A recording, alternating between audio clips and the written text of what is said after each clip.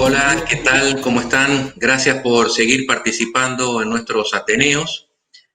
Hoy tenemos el honor de tenerlo al doctor Luis Unino, quien es ex médico de planta del Hospital de Clínicas José de San Martín y también ex fellow en córnea y catarata.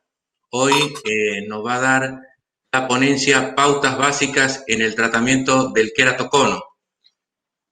¿Qué tal, Luis? ¿Cómo estás? Hola, ¿qué tal? Muy buen día a todos. ¿Cómo les va? Yo les voy a hablar un poco sobre pautas básicas e indicaciones en ectasias corneales. Esta es una charla que va dirigida tanto a médicos que están iniciándose o médicos que no están específicamente en el sector de córnea, como también así como médicos que están ya incursionados en la parte de córnea.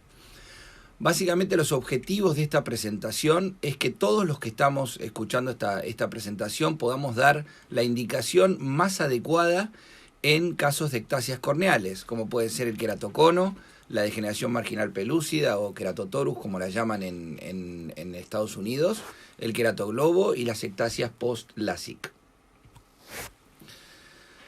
Si nosotros agarramos las definiciones, como para tener una introducción a esta charla, antiguas de queratocono, decíamos que era un abombamiento y un afinamiento anterior del tejido corneal de tipo no inflamatorio de etiología desconocida. Hoy, viendo un poco más las cosas y luego casi después de 20 años que se inventaron los topógrafos, sabemos que el abombamiento comienza en la cara posterior de la córnea y no en la cara anterior. Por lo tanto, los topógrafos de cara posterior radican una importancia fundamental en la detección precoz de esta enfermedad. Y también hemos visto y ya se ha comprobado que existe inflamación del queratocito y muchos fenómenos inflamatorios en este tipo de enfermedad. Por lo tanto, lo de no inflamatorio lo podemos poner entre comillas y bueno, ver qué es lo que sigue investigando la ciencia. Hace, como les decía, unos 20, 25 años, mis padres eran oftalmólogos y todos los oftalmólogos trataban el queratocono realizándole control. Luego se colocaban lentes aéreas. Cuando el paciente con lentes aéreas ya dejaba de ver, se pasaban a las lentes de contacto. Y terminaban en un injerto penetrante cuando ya la córnea era muy fina, estaba muy ectasiada o ha tenido episodios repetidos de eye drops y ya el paciente no tenía forma de poder ver. Hoy se imbrincan todas estas técnicas de lentes fáquicas, injertos laminares, anillos, segmentos intraestromales y crosslinking y técnicas más nuevas aún que yo no quise describir acá, como injertos de membrana de Bowman y demás, que son cosas que estamos todavía investigando y que creo que todavía no se deben sacar a la luz hasta no tener un poco de casuística y seguimiento de estos casos, ¿no?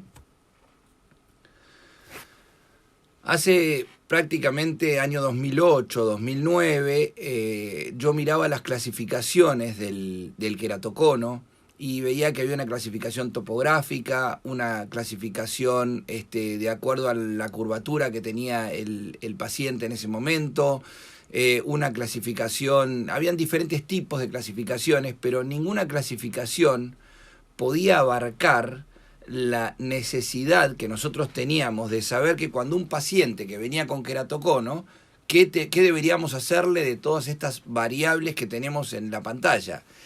Entonces, básicamente se me ocurrió estadificar el queratocono. Esta clasificación la publiqué hace más de 12 años ya, en 7 parámetros básicos. Esto es muy sencillo y esta clasificación la puede usar el médico general en su consultorio y hacerla, en la cual vamos a tener 2 parámetros que son parámetros biomicroscópicos, como puede ser las estrías de Descemet, si hay o no hay, mirándolo en la lámpara hendidura, o el leucoma paracentral, si tiene o no tiene leucoma, y 5 parámetros que son numéricos: la paquimetría mayor, la menor, la queratometría mayor, la superficie del cono, el astigmatismo y la agudeza visual con corrección aérea.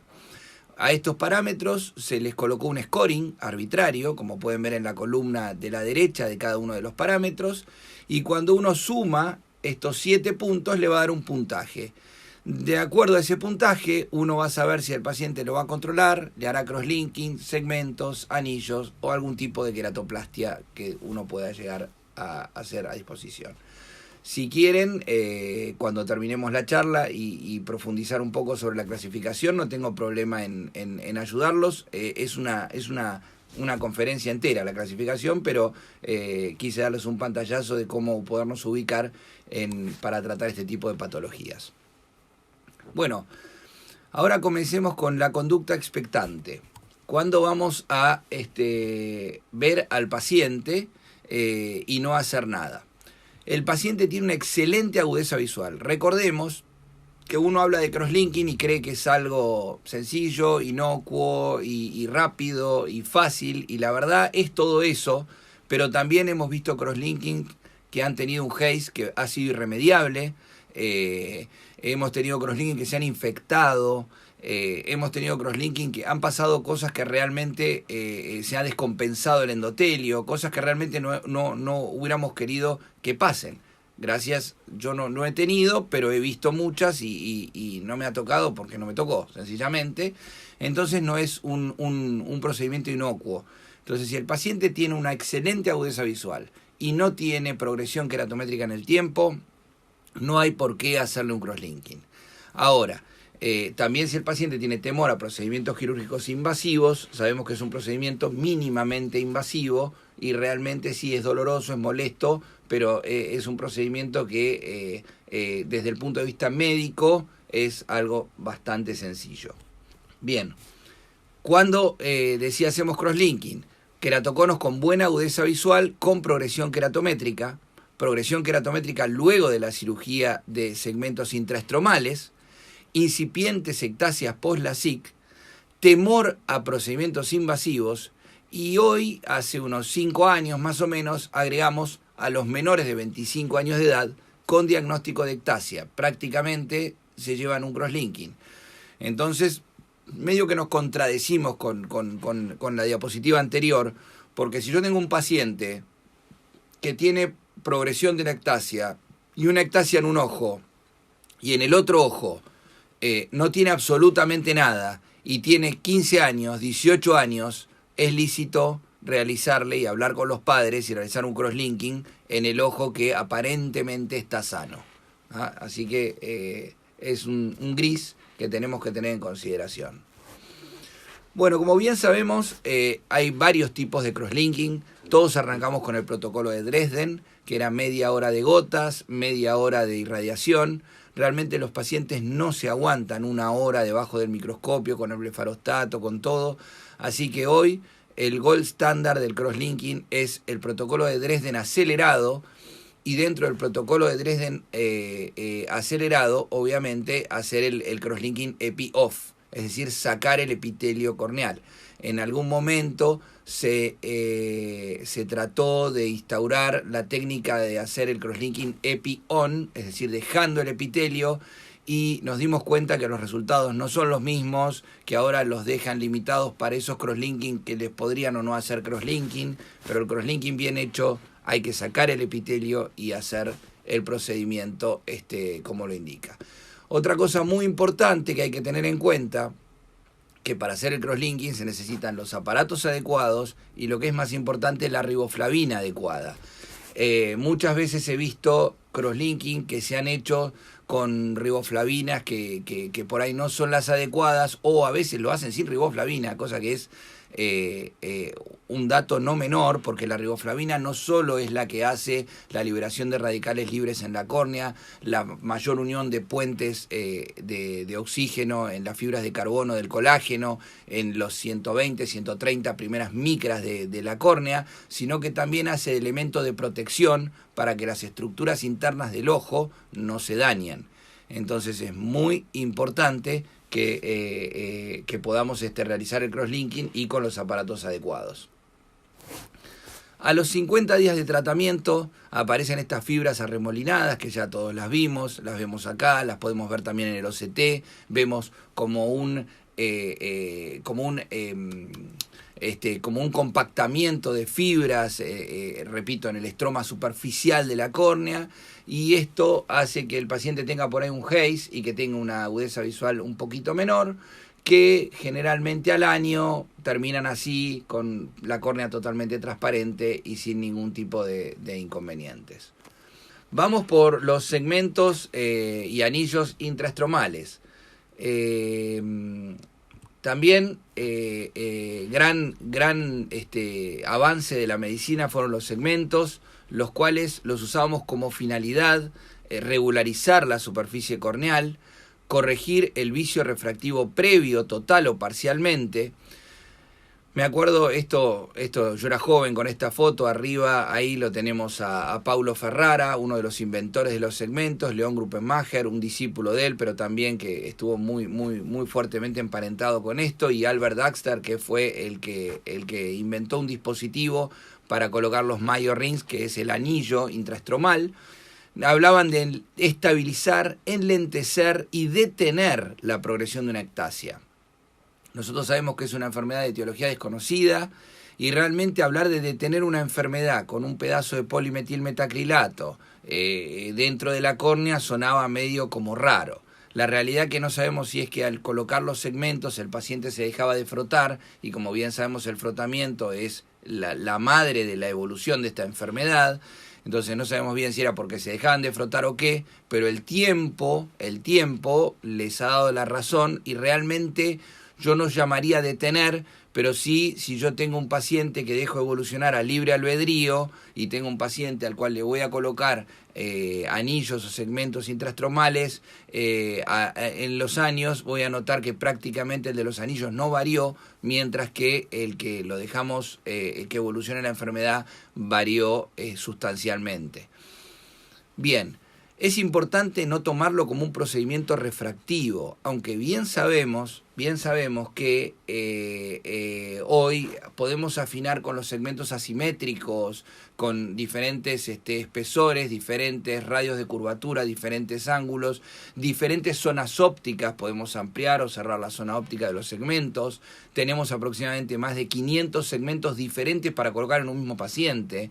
Entonces realmente eso hace que apuntemos hacia un vicio refractivo, pero nosotros no lo tenemos que tomar como una cirugía refractiva, lo tenemos que tomar como una cirugía, como lo que es una corneoplastia en una córnea enferma, que en algún momento se hacía nada más que un trasplante de córnea. Hoy tenemos esta posibilidad intermedia que nos puede ayudar muchísimo. Bien, ¿y cuándo hacemos segmentos intraestromales? Básicamente en queratoconos con intolerancia a lentes de contacto es una muy buena indicación de hacerlos, en queratoconos con mala agudeza visual que presentan progresión. Los astigmatismos post-queratoplastia penetrante es una indicación bárbara, porque nosotros tenemos la córnea, que es una córnea gruesa, entonces tenemos buen tejido para poder trabajar, inclusive podemos poner los segmentos de 350 micras, segmentos de mucho espesor, que eso nos hace que corrijamos mejor esos astigmatismos altos que tienen las queratoplastias. Las ectasias post-LASIK no es la mejor de las indicaciones, pero lamentablemente es lo único que hay y lo único que tenemos. Si quieren después, al final de la charla, hablamos un poco de ectasias post-LASIK. Tengo bastantes casos tratados. La degeneración marginal pelúcida, también hay que colocar un segmento inferior grande de 210, 230 micras, y con eso realmente tenemos unas soluciones muy interesantes, no solo a la agudeza visual del paciente, sino también a la progresión del caso. Bueno, este cuadro yo estaba muy entusiasmado con colocar anillos acá en la Argentina. Coloqué anillos, pero no en nuestro país. Lamentablemente el anillo intraestromal nunca fue homologado por ANMAT, por lo tanto acá no pudo venir. Tiene indicaciones muy precisas, muy específicas, como los conos centrales, los astigmatismos bajos y medianos y las miopías de curvaturas medias a elevadas. Mientras que los segmentos, que si ustedes miran, todos los queratoconos tienen astigmatismos altos, por lo tanto van a ser prácticamente partícipes del 95 al 98%, diría, de los queratoconos, conos descentrados, mala corrección con lentes aéreas, aberraciones de alto orden elevadas, son prácticamente terreno de los segmentos intraestromales. Otra pregunta muy interesante que se hacen es cuándo colocar segmento, cuándo colocar anillo, cuándo colocar crosslinking y en qué orden colocarlos. Si quieren lo podemos charlar también al final, es óbice de otra charla, pero es interesante tener en consideración todas esas variables. Estos segmentos, fíjense que están puestos con femtosegundo.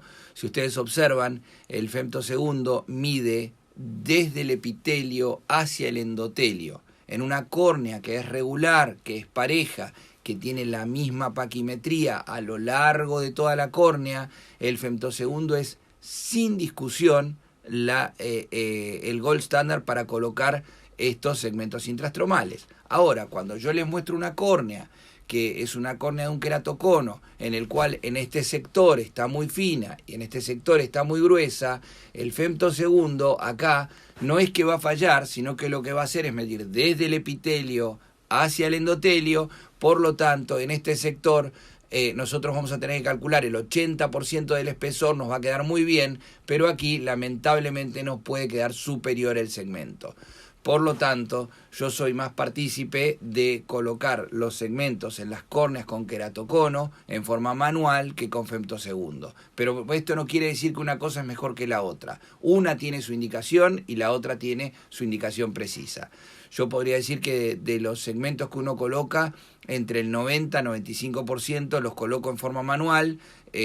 Tengo la posibilidad de usar un femtosegundo, pero muchas veces pasa esto. ¿Está mal? No, las dos están bien. La diferencia es que tenemos que tener nomogramas diferentes si lo vamos a colocar con femto o lo vamos a colocar con manual. El nomograma va a cambiar completamente porque el segmento no va a quedar empujando toda la córnea pareja, sino que va a empujar más una parte y va a empujar menos otra parte.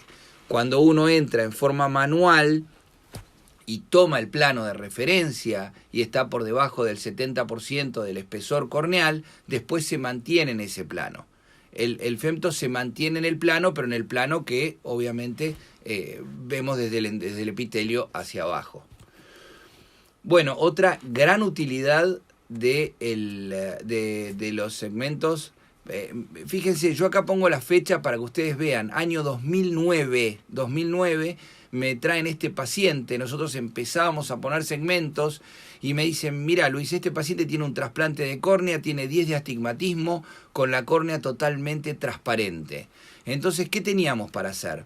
Y teníamos para hacer esas resecciones en cuña que tenían un resultado totalmente aleatorio, o también lo que podíamos hacer era cambiar la córnea, una córnea transparente por otra córnea transparente. No, a este paciente le puse un segmento y hoy, más de 10 años después, casi 12 años después, este paciente sigue con su córnea original, con su córnea trasplantada y con estos segmentos, con una agudeza visual más o menos aceptable, entre 5 y 6 décimas se está viendo, sin ningún tipo de ayuda como ser lente aérea o lente de contacto. O sea que realmente se maneja muy bien sin nada. No nos olvidemos que el lente de contacto en el trasplante es algo que realmente nos ayuda a mejorar esa diferencia de visión, pero también es una noxa importante en contra del trasplante de córnea, ¿no?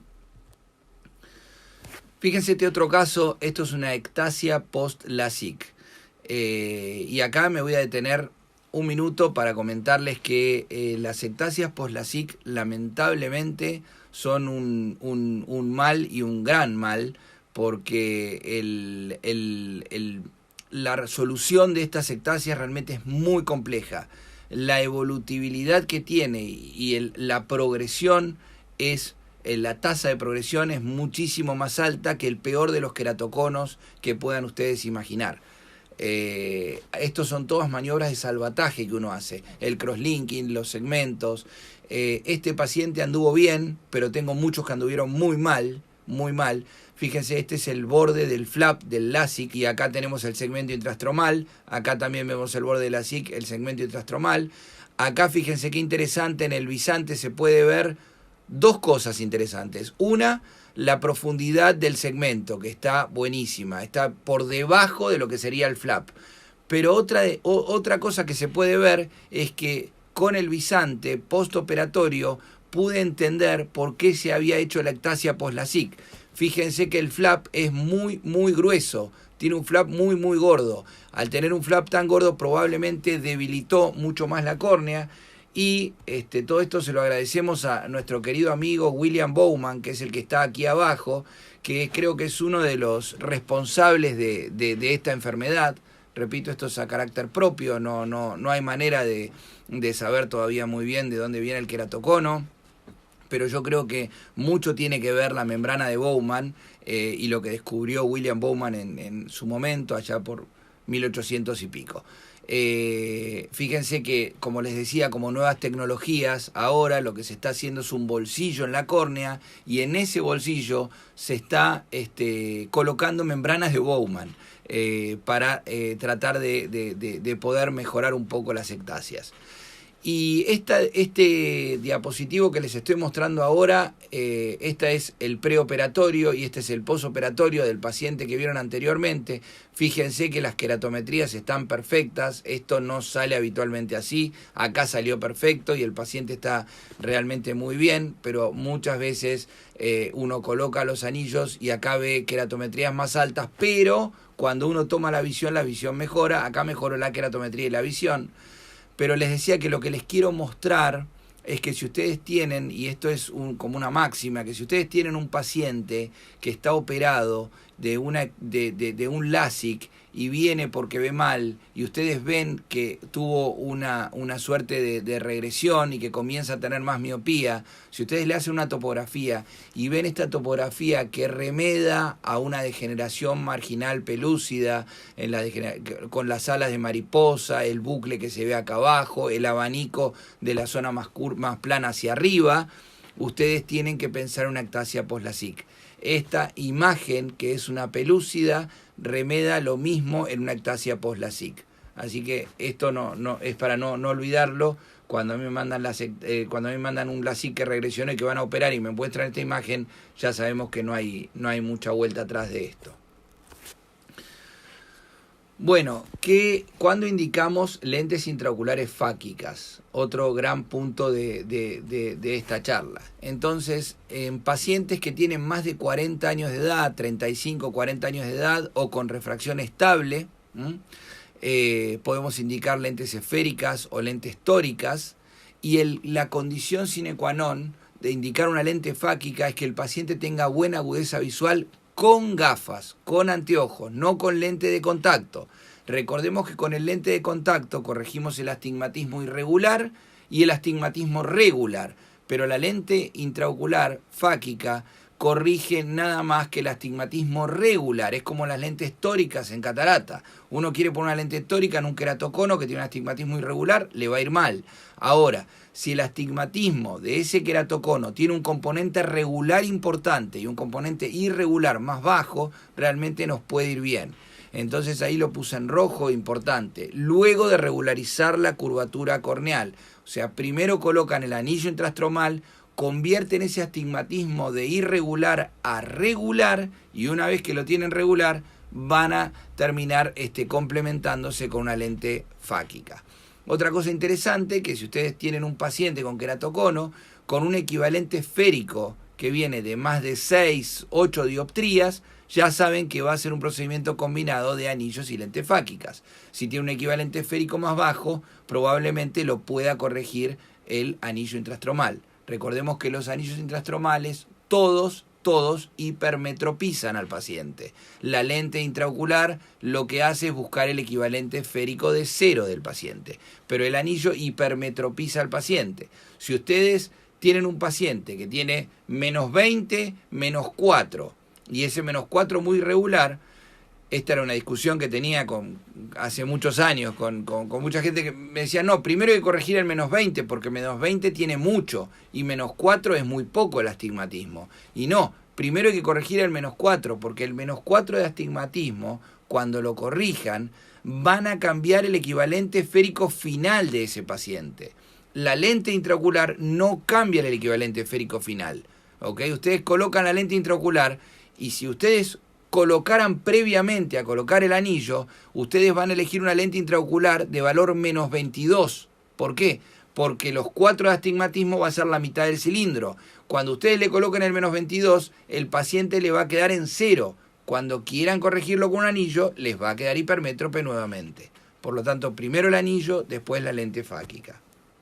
Si fue muy rápido y no se entendió, se los vuelvo a explicar. Pero realmente así es como va. Acá tenemos algunos casos de Artiflex y segmentos. Este paciente fue el segundo paciente que realicé con esta técnica combinada. Fíjense, año 2008. Acá tenemos el lente fáquico y no sé si se llega a ver, ahí en el borde del lente fáquico tiene el segmento intrastromal, que acá lo podemos ver con la profundidad adecuada y todo bien. Este paciente todavía no tiene catarata, tiene 50 y pico de años, pero probablemente cuando tenga catarata voy a sacar todo y le voy a colocar una lente intraocular. Óbice de otra charla va a ser cómo calcular la lente intraocular en este tipo de pacientes. Aquí tenemos otro caso que es segmentos intrastromales. Le coloco los segmentos. Una vez de colocar los segmentos, convierto ese astigmatismo irregular en regular, pero me queda todavía mucho componente astigmático. Me quedan como 5 dioptrías de astigmatismo. Entonces le coloco un Artiflex tórico. Ubico el eje, lo coloco y realmente los resultados son espectaculares. Fíjense que acá apenas se llega a vislumbrar el borde de los segmentos, ¿tá? Es este mismo paciente sin el Artiflex y con el Artiflex. Injertos laminares. Bueno, yo creo que los injertos laminares no solo han llegado para quedarse, sino que también creo que es la indicación cuando uno va a hablar de un injerto prácticamente de elección en este tipo de ectasias, ya que como sabemos el endotelio está absolutamente normal y tenemos sin ninguna duda el problema está en el estroma y es importante poder cambiar nada más que lo que está mal y no cambiar toda la córnea. También sabemos que el 80-85% de los rechazos forman parte del endotelio. Entonces, si nosotros logramos dejar el endotelio del paciente, realmente vamos a tener muchos mejores resultados a largo plazo. ¿Cuándo hacemos injertos laminares? En pacientes que no presentan ruptura en la membrana de Descemet, en leucomas que abarcan el eje visual, también es importante, ahí no hay manera de poderlo solucionar si no es con un injerto laminar. Fibrosis que no llega a estratos tan profundos, aunque yo lo puedo llegar a discutir esto y digo, bueno, aunque llegue a estratos profundos, hay que tratar de intentar un injerto laminar. Si después no sale, se convierte, no hay ningún problema en convertirlo, pero siempre hay que tratar de hacer un injerto laminar en estos pacientes. Y en afinamientos extremos, sin leucoma, también es importante esta indicación, ¿no? Bueno, acá, a ver, les voy a mostrar acá la parte donde uno realmente se siente muy a gusto, es cuando uno logra realizar el Big Bubble, la ampolla, y logra separar todo lo que es el endotelio del resto del estroma. Fíjense que uno cuando inyecta aire a veces no lo logra. Fíjense que yo acá voy a inyectar aire y no lo puedo separar. Vuelvo a intentarlo. Ahí no lo puedo separar. Coloco una burbuja dentro del ojo, una paracentesis. Y ahora cuando uno inyecta aire van a ver cómo esa burbuja que está en el medio dentro del ojo se va a desplazar hacia la periferia. Ese desplazamiento de la burbuja a la periferia nos quiere decir que no entramos en cámara anterior, sino que empujamos la Descemet hacia abajo y la burbuja se fue hacia, ahí la vieron, la burbuja se fue hacia la periferia, hicimos el Big Bubble y la verdad que esta cirugía ya está ganada. Cuando sale esto estamos muy a gusto. Tenemos que saber que hoy, a pesar de tener mucha experiencia, esto muchas veces no nos sale. Y no nos sale cuando la córnea realmente está muy deformada y está realmente muy mal. Bueno, aquí tenemos un bisante del injerto laminar. Fíjense, la profundidad es excelente, es muy buena. Y realmente andan muy bien, pero guarda que a veces decimos injerto laminar, yo recién les dije que no cambiamos el endotelio, entonces esto está todo mágico y en realidad no es así. Muchas veces no, muy pocas veces, pero existen los rechazos endoteliales en injertos laminares, Entonces hay que tener cuidado a eso y no pensar que es algo que no nos va a pasar. Y después el otro problema, este es un injerto laminar, el de la figura de la derecha, donde tuvo un trauma con la mesa de luz en la cama, y fíjense cómo se abrió, sin importar que el ojo nunca hubiera sido abierto previamente porque había quedado la membrana de Descemet, y cómo salió tejido uveal fuera del ojo, a pesar de tener un trasplante laminar. O sea que la fragilidad sigue siendo la misma que la de un trasplante, y hay que tener cuidado con esto. Y después, uno siempre tendía a pensar que los astigmatismos postoperatorios de los injertos laminares eran menores, y a veces encontramos astigmatismos más elevados en injertos laminares que en injertos penetrantes. Pero bueno, esas cosas son si quieren, se hablará, es por los bordes que quedan más irregulares, entonces a veces podemos tener un poco más de astigmatismos. Por último, y para no cansarlos, ¿cuándo hacemos injertos penetrantes? Básicamente cuando hay una ruptura en la membrana de Descemet, antecedentes de hidrops corneal, que como bien sabemos es una macro ruptura en la membrana de Descemet, poscomplicación de cirugía de segmentos intrastromales, cuando perforan la membrana de Descemet. Aquí tiene un ejemplo, este es un caso mío, yo tuve 5 perforaciones con anillos, esta fue una y fue bilateral, el otro ojo también se vuelve a perforar, por eso tiene un contexto la perforación. Fíjense que acá perforé, le doy un punto de seguridad y a los 4 meses vuelvo a hacer una incisión y aquí tenemos el segmento colocado.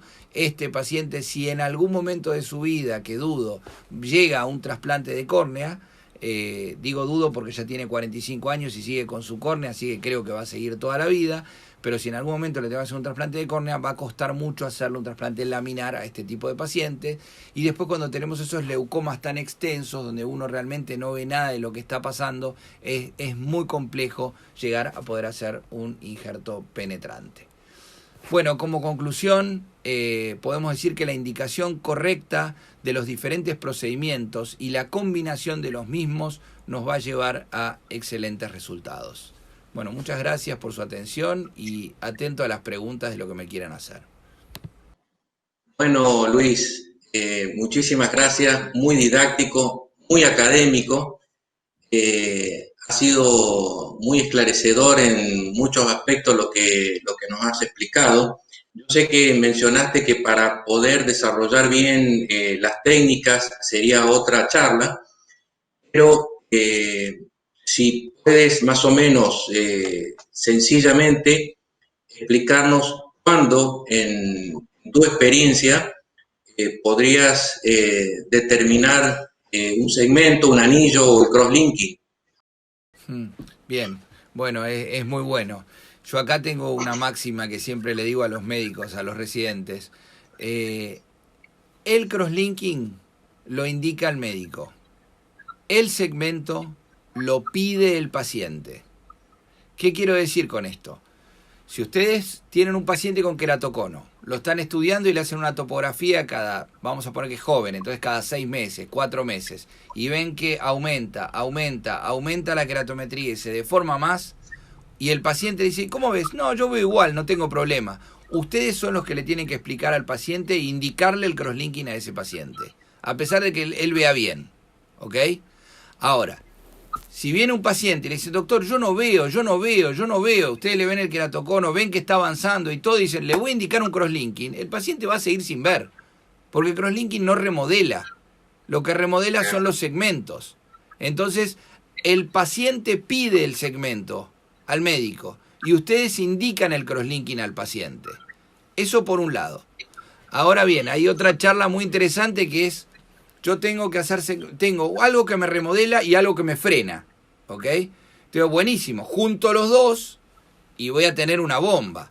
Pero ¿cuál es el problema? Cuando uno coloca un anillo, el anillo no remodela instantáneamente. Instantáneamente remodela, pero a lo largo de los 4 a 6 meses posteriores sigue incurvando la córnea y remodelando esa córnea. Si uno hace todo junto, no le deja terminar de trabajar al anillo la remodelación final. Por lo tanto, primero el anillo, después el crosslinking. ¿Va? Ahora vamos al revés. Me viene un paciente con crosslinking que realmente era para anillos y que tenía la córnea realmente muy deformada. Entonces me endurecieron una córnea deformada. Cuando yo le voy a poner el anillo, va a mejorar, va a tener resultados buenos, pero no todos los buenos que podía tener si no tuviera la capa superior de la córnea dura. Porque lo va a remodelar, pero no tanto como yo querría que lo remodele. Perfecto, excelente. Y por supuesto que hay que hacer los estudios del segmento anterior, la córnea, para poder indicar bien un anillo. Pero es frecuente, asimismo, teniendo todos los estudios, que haya una protrusión del anillo. Bien, bien. A mí a veces me vienen los pacientes y me dicen, doctor, sí, me pusieron anillo en este ojo, pero yo lo rechacé. El rechazo del polimetilmetacrilato en el cuerpo humano es imposible. Imposible. Entonces, ¿qué pasa cuando uno ve un anillo extruido? Es muy sencilla la respuesta. Ese anillo estaba del 50% del espesor de la córnea hacia arriba. Cuando uno lo coloca en la capa de fibras superficial, como el segmento es plano y la córnea es curva, el segmento tiende a elevar las puntas. Al elevar las puntas, hace que si uno lo tiene en la parte superior de la córnea, abra la incisión y el anillo quiera extruirse.